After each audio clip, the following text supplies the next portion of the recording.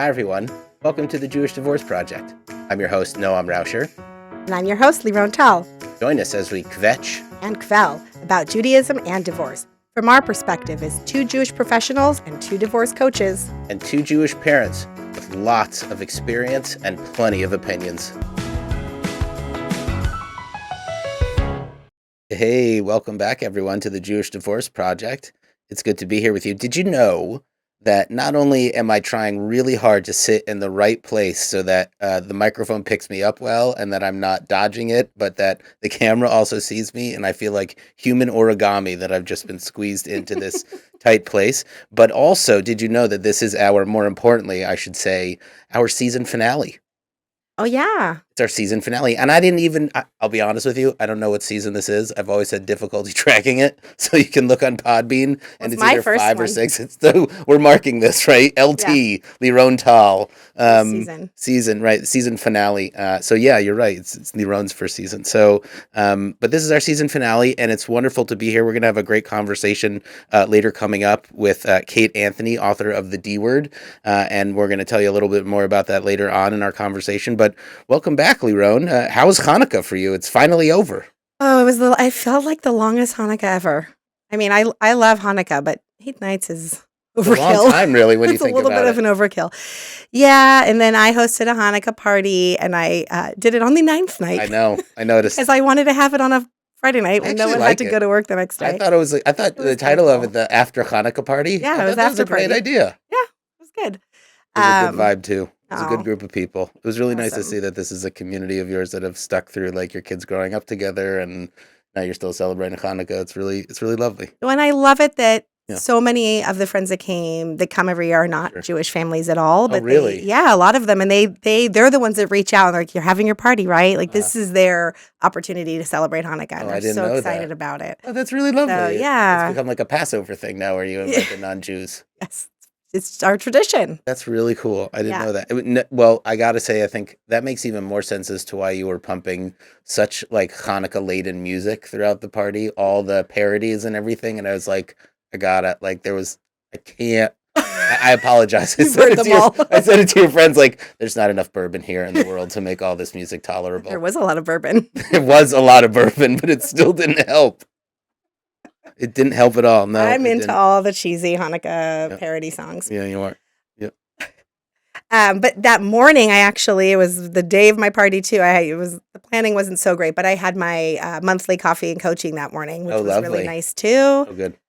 So that was great. Got to meet some new women that I've been working with just online. So that was great. Yeah. Yeah. How about you? How was your weekend? It was good. Every weekend is a slow march to the bar mitzvah. I talked about the suit buying process last time. My son is really looking forward to it.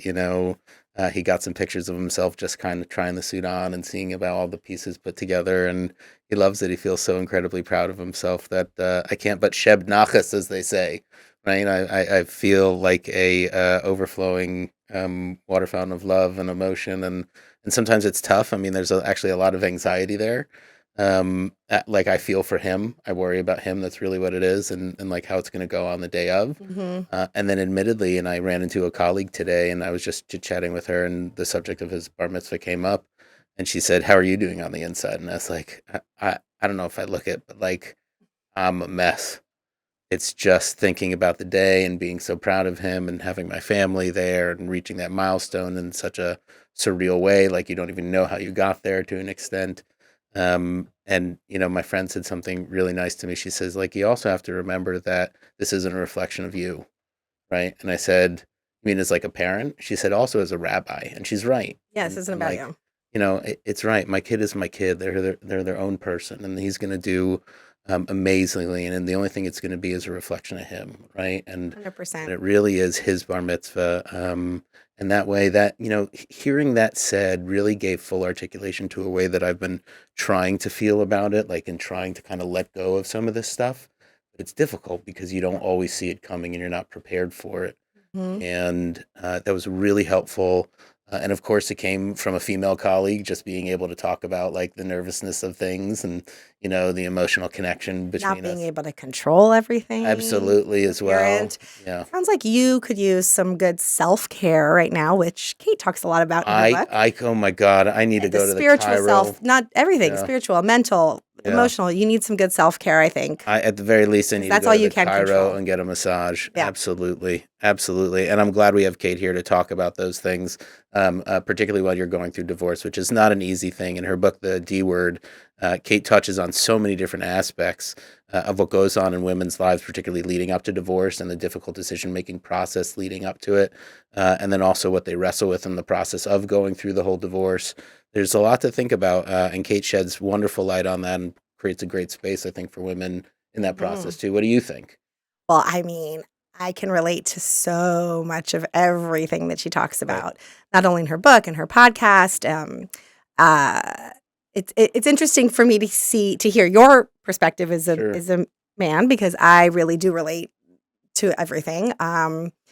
It must be tough to Yeah, initiate divorce. I think the it statistic is, and is. I think, and Kate will correct me, hopefully, that 70% of all divorces are initiated by women. Do you fall into that statistic? Yeah, for sure. I think that in my situation, I wish I had this book. I wish I had this information Right. before. Right. And after, right after. But yeah, I don't think people realize that making the decision is so grueling. Having those, I mean, it took me about 4 years of ignoring that inner voice, that inner critic, right? That voice that was telling me something's not right, and actually making that decision is really hard, Very hard. especially if you're not on the same page. We're going to hear a little bit more about that in our deep and extensive conversation with Kate after this wonderful commercial. Matzo ball is the nation's #1 holiday party and has been for over 37 years. They throw holiday parties on Christmas Eve for Jewish singles in cities all over the country in New York, Los Angeles, Miami, Boca Raton, Boston, and Washington, D.C. For information on tickets, check them out at matzaball.org. All right, welcome back. So I get to introduce Kate. Kate Anthony is the author of The D Word, Making the Ultimate Decision About Your Marriage. She's the host of the critically acclaimed and New York Times recommended podcast, the Divorce Survival Guide podcast, which I've been listening to for a long time, and the creator of the groundbreaking online coaching program, Should I Stay or Should I Go?, which helps women make the most difficult decision of their lives using coaching tools, relationship, education, geeky neuroscience, community support, and deep self work. Kate is certified as a domestic violence advocate, a co parenting specialist, and a high conflict divorce coach. Kate, we're so happy you're here. Thank you for being here. Oh my gosh, thank you guys for having me. Welcome, Thank you welcome. so much. I want to go to the matzo ball. We're going.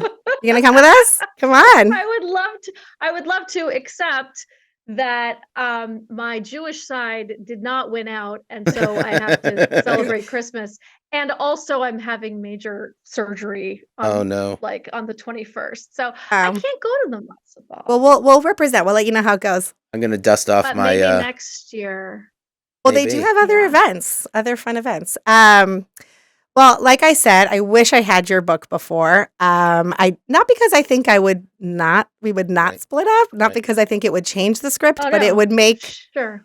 it would just have made it so much less painful, I think. So, L- first of I all, I want to mean, say Mazel Tov. Congratulations on the book. Thank you so, so, so much. I mean, that's why I wrote it. I wrote it because I spent years agonizing over this. And, I've heard from, I think my friend Susan said that the research, I don't know who does research like this, but basically the average is that we agonize over this like 4 Oh, years. that's Yep, I interesting. heard that too. Yeah, I thought it was 2, but Like 4. Yeah, okay. years, it could be, I don't know. Right. But I mean, at the end of the day, right, it's years. Right. We are really struggling with this. And so I really wanted to make it a little easier. Mm. It's like, it's not easy. It's never easy. But if you can I really wrote this book so that women Mhm. in particular can like recognize themselves in the stories that I tell, really so that they can sort of fast track the process, Mhm. right? So we don't have to agonize so much or feel so alone. Mm. Like when you're in it and you've never been through it before, it's all you like, it's all new, Mm. right? It's all new to you. But from my perspective, I've heard thousands of stories over the last, decade plus. Um, and I see themes. I see themes that recur through all of these. And so I tried to put all of those themes in one place so that women could go, oh, that's a thing. Right. Oh, it has a name. Oh, I'm not crazy. Right. Yeah. Well, I think one of the things that's so interesting is I mean, I remember in my situation, I would get together with my friends and a lot of women would just like complain about their husbands. He doesn't do Right. this, he doesn't do that, he's not here, he's not there. And I was like, oh, okay, I guess all husbands suck. Like, I guess it's not that bad. The normalization certainly helps, and I'm also curious, like how much of that is typical Mhm. complaining that we all do about our Yeah, spouses but versus like a reflection of the quality of the marriage. yes. And so you kind of, you tap into that in the book when it's kind of like, oh, it's fine, it's not that bad. Right. It's not as bad. Everyone else has it bad, or Right. that kind of. Right. Right. Well, and I also really dive into like the cultural aspects of it because like if it's just marriage, right? Like if it's just marriage overall, then I guess, if I don't have it that bad, then whatever. I may as well stay. Because if the next person I marry is going to be Mhm. exactly the same story, Right. just because of the way we do marriage in Western culture, all right, I guess this is it.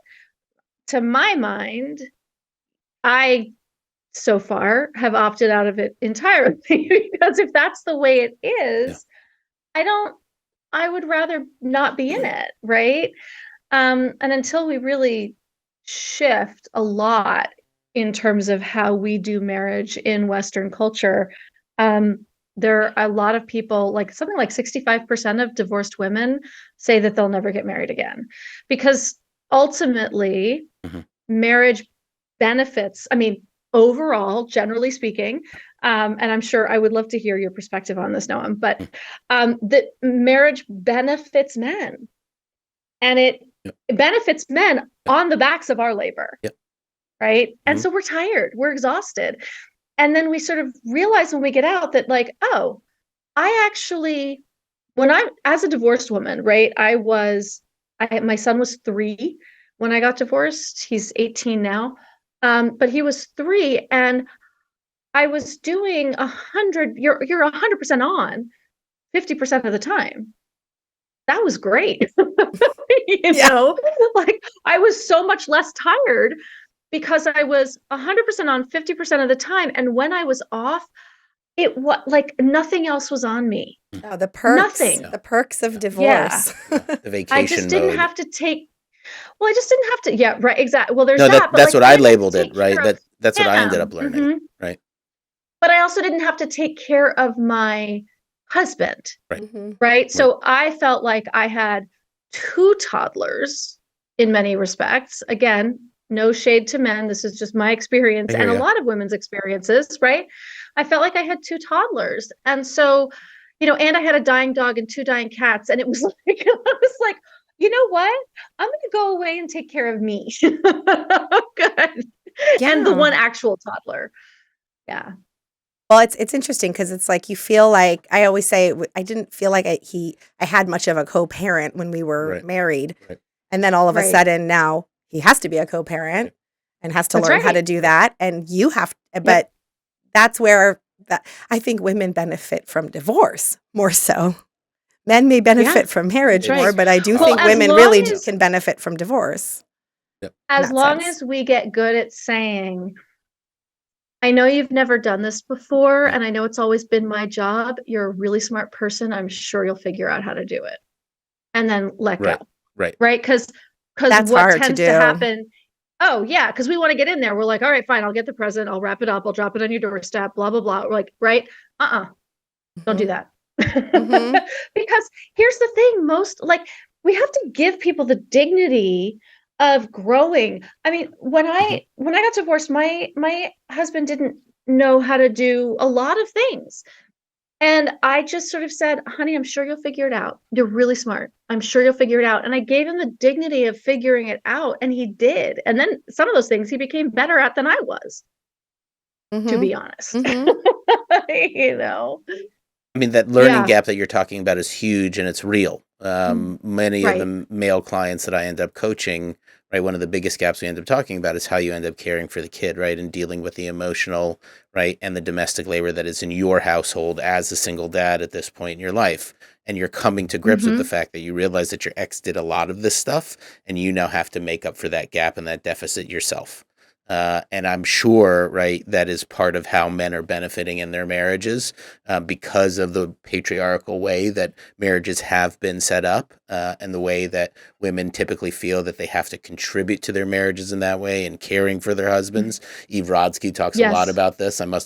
I sound like a broken record talking about her on this podcast. People listening are thinking, is this a divorce podcast or Eve Rodsky's podcast? But my point is to say Eve Rodsky should also come on the show. Yeah. Let me just say that. But You've plugged enough. we're focused on Kate here, Kate Anthony, and her book, The D Word. That's all right. Listen, I think a lot of her work is great. Well, but to I mean, her point of like we the division of domestic labor, right, is something that affects the quality of marriages, right, and the experience between men and women is very different in that way.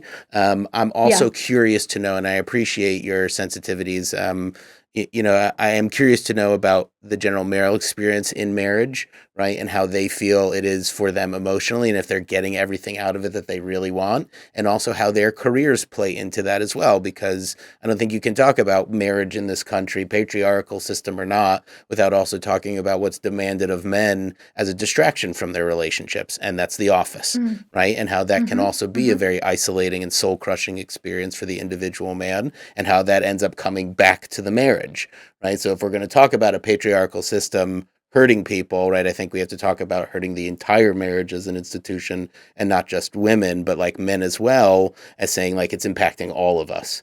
And I don't think that dismisses the female experience, but I think it enhances it for us, knowing why the quality of our marriages are so poor, why so many marriages end in divorce, right? And how maybe the modern workplace can also shift to make it a little bit easier for marriages in that way, whether it's better pay or better time off for new parents, whatever it is. I mean, but like, listen, there's a lot.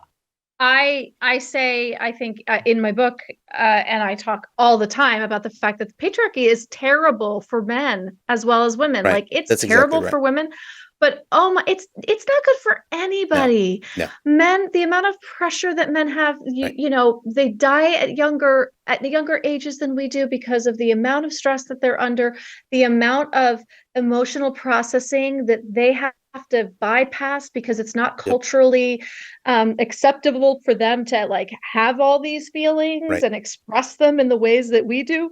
It's terrible for That's men. exactly right. Terrible, and terrible for marriages. Right. Yeah. So 100%. how do you think what do you see when it comes to non-heterosexual relationships as we're talking about this? Because we're talking very specifically about men and women. Sure, yeah. Good question. Sure. Well, listen, like none of us gets out of living in the patriarchy. Right. Like It's none true. of us. It's true. And so it impacts homosexual relationships in different ways and possibly not the same ways that it does heterosexual relationships. But I've worked with a number of lesbians in my practice who have very similar dynamics. There's always like someone takes this role and someone takes that role, and you don't share the labor, and this one's working in that. I mean, that's right. It's the same. Yeah, it's a division of gender stereotype roles, right? And roles are roles. They're not attached to a person necessarily, right? But so we fall into these roles, and the roles are really, I think, defined by patriarchy. And so we learn these things. We have grown up primarily in a heterosexual, those of us who are Gen X, right? Like we've kind of grown up in a primarily heterosexual culture, and it's shifting like now. It's amazing. And it's going to be fascinating to see what happens in the next, 30, 50 years. But most of us who are adults at this point were raised in a predominantly heterosexual culture. That doesn't mean that everyone was heterosexual, but it was certainly harder to be gay. It was harder to be out. Yeah. So there's a lot more suppression. And so, the relationships that were modeled to us were this dynamic, this patriarchal thing. So I don't think any of us, gets out of this without that impact. You talk about impact, and that was one of the things that you addressed in your book, particularly through your concern for the children's experience in divorce. And so if you're like me, right, you feel things deeply emotionally, right? And then you're also Jewish and neurotic about things. And so like you worry about like You're not like a how all typical this, man. no, I appreciate you saying that. And I It's a often realize compliment. this is why I don't fit in a lot of places and why I don't really, I just have certain difficulties. But my point is to say, like, more so than the average man. but, You're in tune with your so, feelings. like, and, thank you. yeah. I'm in touch with myself. Yes. Yeah. I'm in tune with my feelings. So I worry about my children's experience. You address that as well. Am I screwing up my kids? And what's inherently also tied to that is the guilt one feels in making the decision to have a divorce or to go through a divorce. And they inherently ask themselves the bridge question, which is, should I stay in the marriage for the sake of my kids? Which I also think is somewhat generational. Yeah, Like I 'cause think you our don't want it mothers, broken. I think our mothers and our grandmothers' generation would have shied away from the stigma, right? And also for financial reasons as well, because they were really dependent. Talk about the patriarchal influence and grip, right? But they were really financially dependent on their husbands. That's So right. divorcing was a real foolish idea in that way. But also like think about how it's going to damage the kids is a real emotional, guilt-ridden thing that you kind of have to get over. You do a great job at citing the research about how kids are okay and about how the best thing that you can really hope for is to prioritize the kids' needs and their well-being, and that's how you end up making it a relatively meaningful and positive experience for them, which is how they grow up to be healthy. The question I have is you seem to offer an either or scenario, which is to say either you have a healthy marriage, right, that produces healthy children, or you have an amicable divorce, which also produces healthy children. And I wonder, A, if there's something in the shade of gray of like, do you need to have to amicable divorce in order to have healthy children? But why is divorce the only alternative to having a happy marriage? And let me just back up Or a second. happy, or a What is healthy relationship. what does for happy your and healthy children. look like as well? Mhm. Right? And like, does open marriage come in that way? I asked a lot of questions, and that's my fault. I Yeah. apologize. No. I think you did. So I want to make sure I understand I think I I feel get bad it, right? putting Like, that burden on you. So let me actually backtrack. no. I think she got it. Fine, done. I think I got it. Sorry. I think what a healthy relationship is what is defined by the two people in the relationship. Right. So if there is a relationship in which there's an agreement that, look, I have a really close friend. I don't condone this remotely. And I think I talk about it in the book. I can't remember, but I don't condone this in any way, shape, or form, but I understand it. I have a really close friend. She and her husband have not had sex in 10 years. Mm. And she was like cresting up to menopause, right? And when that happens, we really want to have a lot of sex. It's like our bodies are screaming, like, this is it. This is it, folks. Last time to make babies. And like, we are like, we feel our sexuality and sensuality slipping away, right? I'm just saying it makes happens. sense. Right. And she went to her husband numerous times and she was like, I have these needs. Like, I think we need to address this, whatever. And then they would go out and she would walk and she bought new lingerie and she would dress up and she would say, she would walk in the room and he'd be like, oh, you look nice. And then like they'd go out to dinner and she's like, she felt so barren and alone sexually. This man was her best friend. There was literally no one else she wanted to ride off into the sunset with. Yeah.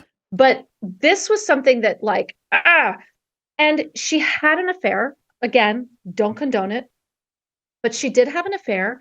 And I think it saved her marriage. She thinks it saved her marriage. Right. It allowed her to like now, this was not something that was communicated. This was not something that was agreed upon. If he ever found out, he would be devastated. And I think it did save her marriage. Right. And so this is sort of like, Dan Savage has a similar, awesome, love him. Feeling on this, right? That like, but again, like if an open marriage is something that is discussed, like a healthy marriage is something that works for both people. If nobody else understands it and it's outside the bounds of cultural acceptability or understanding, who cares? Right? If Right. it works for the Yes. two of you, then it Yes. works for the two of you. Yeah. I Completely wish and agree. I hope, because I'm seeing more and more of this, more and more of couples that are opening up where it's like we're really Uh-huh. good parents together, we're really good partners. That's the hard part. I mean, I didn't have a partner Yes. in the parenting and then the Me neither. the business of doing a family, right? Right. That was where I wished I had a partner. Right. But like if you have that down and you're good at that and you're friends and you have that respect and communication, but you're romantically and emotionally not, you need to break up, Yeah. like you're not into it anymore. I just wish that I think a lot of people are starting to understand that, but it's still like Yes. socially not acceptable. You can't be seen with this, you can't be seen with someone other than your wife out in public or, and The things I that you would wonder do to how that's enhance that. Yeah. yeah, I wonder Right. how that's going to change because if you Yeah. like Well, the attitude you have do you of know like if we're okay with it, who cares what people think? But it is hard to It's hard to cross Sure. that threshold. But There- you know Yeah. what's It's even hard to cross that better? threshold. But you know what's even better is that like if you have teenage kids right now, they get it more they than probably anybody. get They it. do. Right. They're That's just probably a good point. that's how they are. Right. You know, they're Naturally so much more polyamorous. fluid. Yeah, they're Right. so much more fluid than we are and accepting and they're not jealous and all right, live your best life. You want to do that? Okay, cool. Like, but they talk about it. And that Everything's on equals the happy table. Well, kids. and That it's also- that right there is one of Right. the recipes we're talking about for happy. Yeah. For that's not you're saying is it divorce or this or that like Right. you can. I think there is a way to do it. It's about Right. how you parent together, and that's the important part.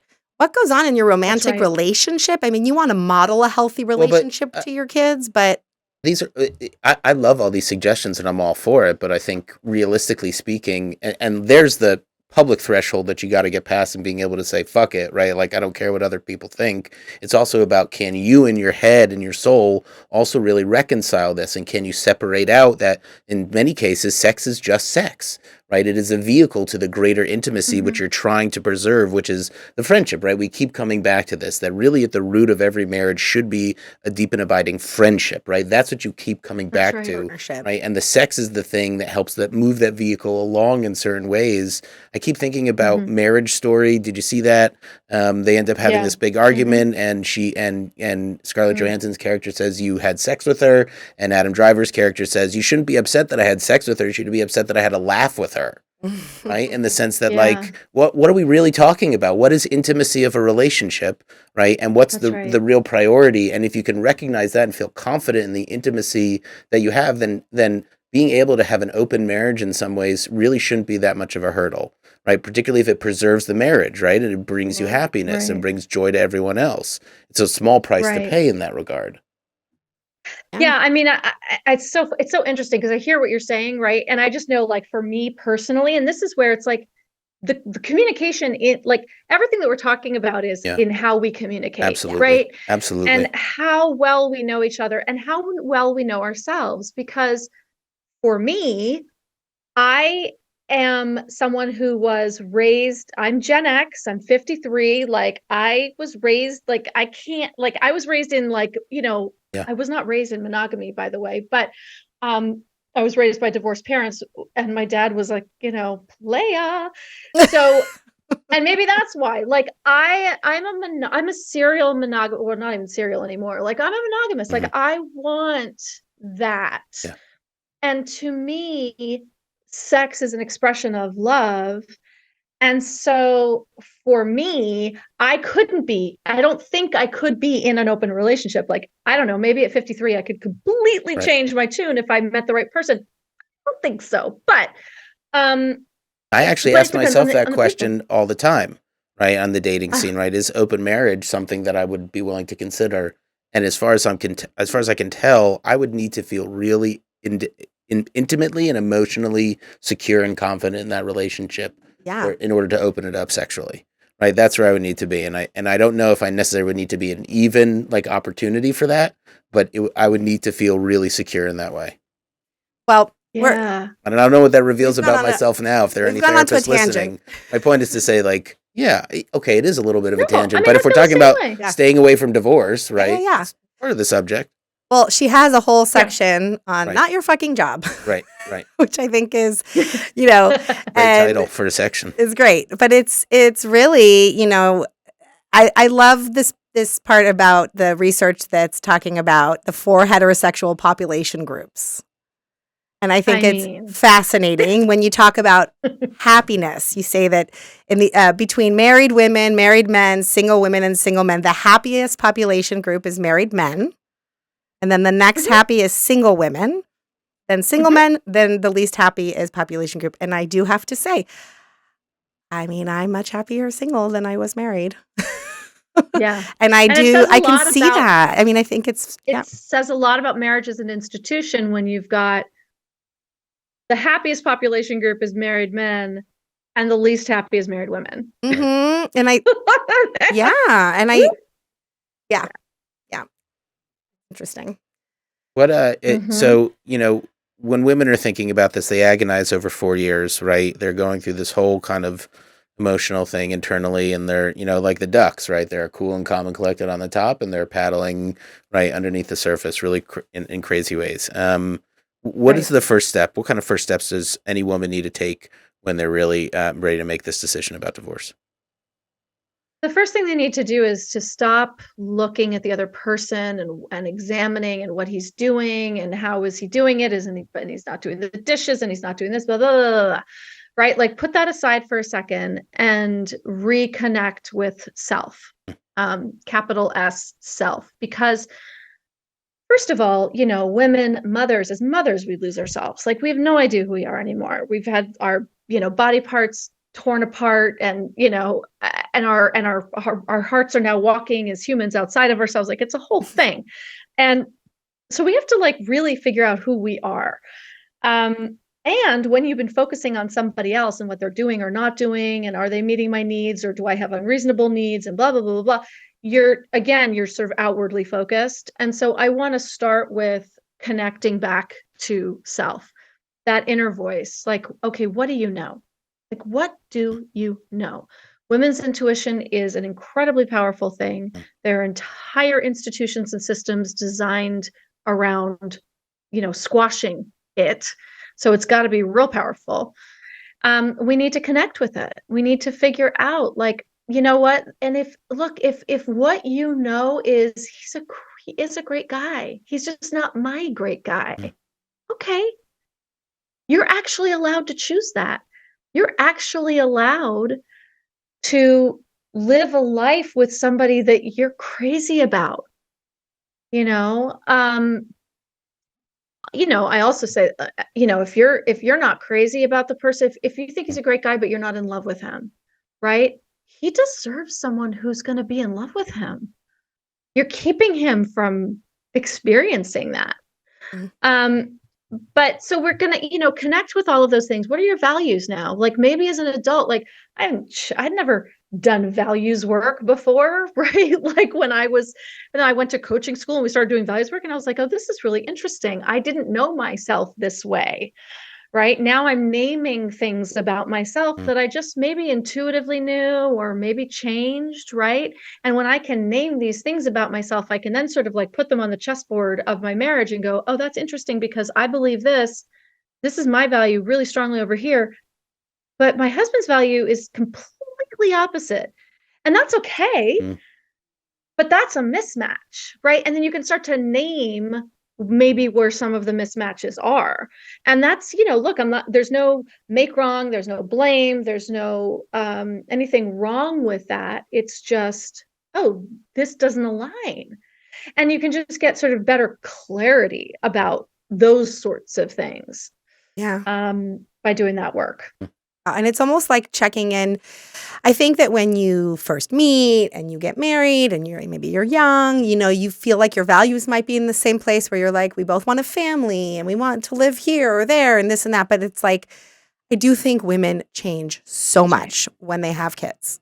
We change so drastically. And yes, men definitely go through something when they become fathers, but I think there's just such a change where I think men sometimes are kind of like, where'd you go? What happened? What happened to my wife? She's a different person, and don't understand the change and the growth. And Uh-huh. you have to kind of check in and have that moment again of like, what's important to me now? And Yeah. maybe it's not the same thing that was important to you when you first met. Well, so this is a very interesting conversation, and there's a joke that I remember hearing early on in the divorce process, which said that apparently it's an old Jewish joke. I don't know that that's true, but when people get married, right, men expect that their wives are going to stay the same, right, and women expect that their husbands are going to change, and so I think that speaks to the point that you're just talking about, right? Maybe women go through that change at becoming a mother, Yep. and men don't experience the same type of change, and there's a real difference there. Yeah. It's a it's because all of a might sudden be- you're putting these. It might be, but again, I would say that I think you both have your own equal experiences in the marriage, and that like you're both in your own worlds, and those have to really be honored. Right? I don't think I don't know that it's worse for any one particular person, especially if you look at the way that they are impacted by larger Mhm, society and what Yeah. we expect of them. Well, Kayla, I you were think talking about what's interesting. Uh-oh, she froze. Oh no, what I was saying was that it's interesting that what you were saying, Noam, because I think one of the things is that women tend to use their nurturing, their caretaking, right? These are like our party tricks, and these are our relationship. We use it as bait to draw relationships to us, certainly when we're younger, right? I remember dating someone in my 20s, and I kid you not, I had a fantasy about getting him all new socks and like keeping them clean and folded in a sock drawer. That was a fantasy of mine. Like, right? Like that's our sort of relationship currency is this nurturing and caretaking. But then we have kids, right? We do that throughout the relationship. We get married and we nest and we want to have dinner parties and we cook and we sort of do this whole thing, even if we're working, right? And then we have kids and we're like, okay, now let's get down to business. And I think to your point, men are like, what Totally. I thought like I bought into this other thing and we're like, oh no, now I have like an actual kid. So now I need you to be a partner and I'm done taking care of you. I hear And- that Oh loud. my God. That's not I to say hear. men need us to take care of them, but there is like I mean, I totally correct get me it. I totally get that too, and I don't encourage any man to feel entitled to feel like his wife is supposed to take care of him. That's you didn't marry a mother, right? That's not what we're talking about. You married someone to be a partner. At the same time, any guy that's also become a partner is also need to confront his own inner drive in some way to be himself versus providing for his family. And there's no greater tension that a man feels at yes. needing to fit in at work so he doesn't lose his job, and to have that stuff tempted in some way or threatened in some way is actually Yeah. a very difficult thing. So to think that guys aren't going through some type of evolution when they become a parent, right, is inaccurate. They are. Sure. And they're going through it in Right, their that own ways as a provider and pressure. protector. Yes. Right? Someone breaks into that house, who's getting up first to beat the Yes. shit out of the Mhm. criminal? Right, with the baseball bat. In the TV shows, if we're talking about some type of Depends on the man, but yeah. no, but hold on a second. If we're talking about stereotypical representations of people in pop culture, right? The man is typically the one who gets up with a baseball bat or whatever he needs, right, to go defend the household. Now, that might seem a little comical, but let's talk about it in reality for a second. That means you're potentially putting your life on the line to protect your family. And we can joke about it all you want. Right. But if we're talking about division of labor, right, and gender roles and what people bring to the table, I totally agree that it's imbalanced and disproportionately laden on the women. No question about it. To discount a male experience as having to be a provider and protector as not also contributing to that partnership is misguided. 100%. I don't think we're discounting that. Right, at but all. what I'm saying is that like men go through that evolution Totally. as parents, right? Yeah. And Oh, it no, not impacts at the all. marriage. Yeah. Right. I get it. Yes. Absolutely. I mean, I hear that. I hear that loud and clear. That pressure. As soon as you become a father, I can imagine that it's like you get like, Right. That's like, exactly right.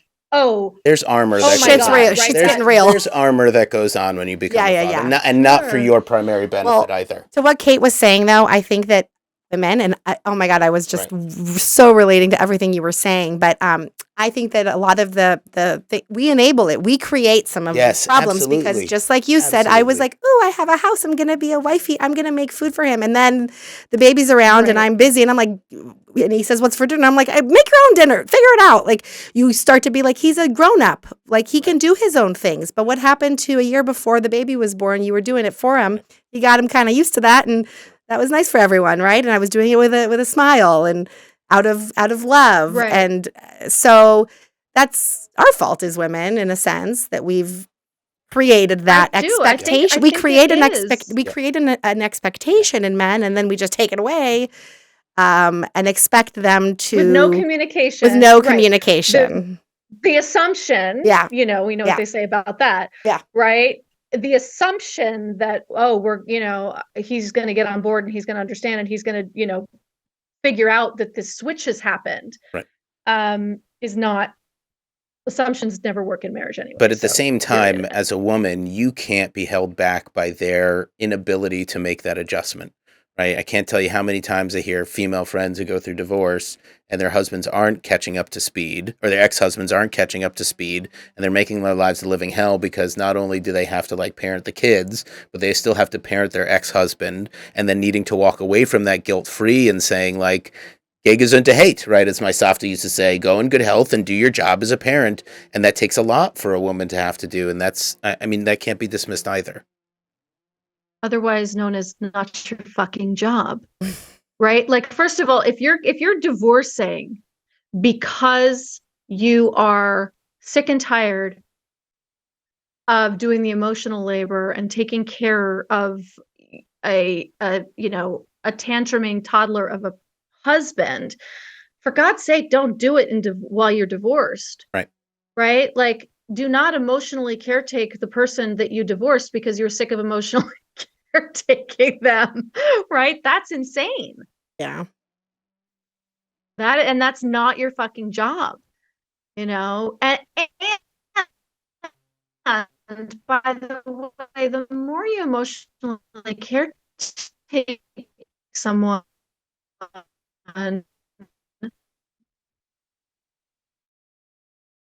who doesn't, the more you keep them away from getting that are actually going to serve them Right. better, right? If you're playing someone's therapist all the time, they don't need a therapist.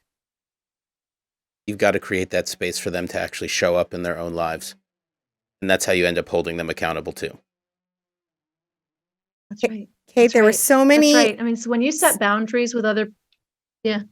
Sorry, no, I was just gonna say, when you set boundaries with people, you actually open up their ability to grow and expand in many of the ways that you were filling for them. Yeah.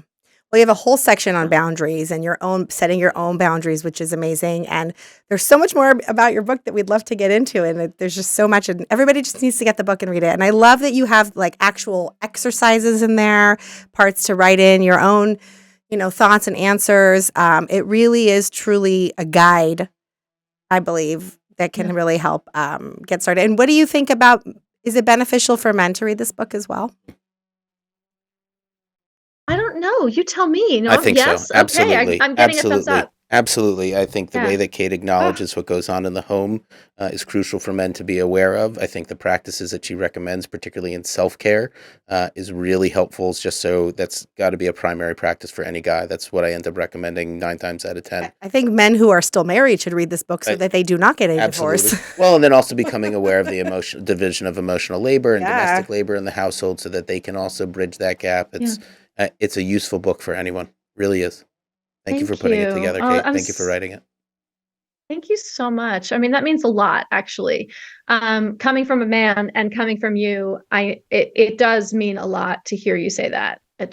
Thank you. Absolutely. Do you have any final words you want to share from the book, something that we didn't cover, or Something that would make a really good audio clip. no pressure. Pressure. One of the things that I do talk about in the very beginning of the book, in the introduction of the book, is permission. I have a whole section called permission in the introduction, and I sort of touched on it a little bit earlier, but I do want to say, One of the things that's really difficult for women is this idea that we get to choose. We are so used to putting everyone's needs before our own. And so I just want women to know that they get to choose, that they get to live. We get to live happy lives. We don't have to this whole martyrdom sacrifice thing. It's bullshit. Like it just is. And we can be happy, and you deserve to be happy.